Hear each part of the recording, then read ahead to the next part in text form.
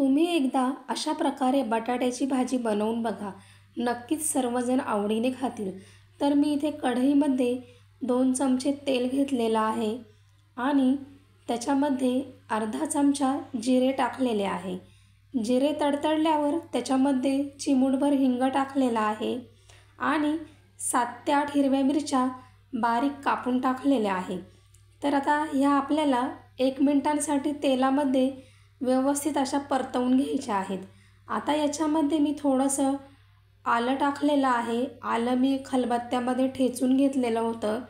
तर ते देखील आता तेलामध्ये परतवून घ्यायचं आहे आणि इथे मी पाव चमचा हळद टाकलेली आहे.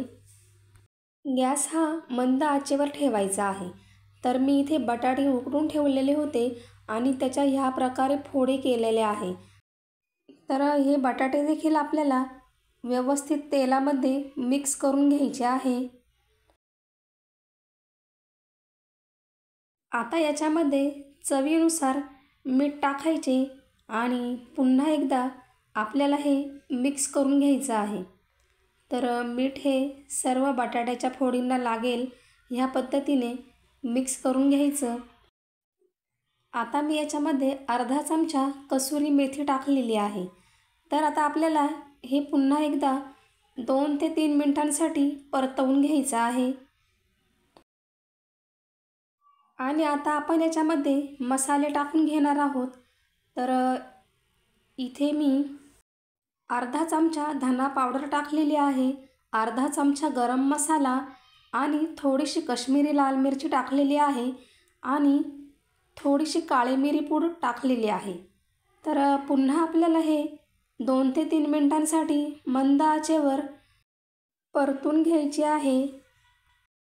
ही भाजी तुम्ही पोळीबरोबर देखील खाऊ शकता किंवा मग डाळ भात सोबत तोंडी लावण्यासाठी देखील खूप छान लागते. किंवा मग असं अचानक जर आपल्या घरी कोणी पाहुणे वगैरे आले तरी झटपट तयार होणारी ही बटाट्याची चटणी खूपच छान लागते. तर आता आपण याच्यावर कोथिंबीर टाकून घेऊया आणि पुन्हा एकदा मिक्स करून घेऊया. अशा प्रकारे बटाट्याची भाजी तुम्ही नक्की बनवून बघा आणि कशी झाली ते मला कमेंट करून सांगा.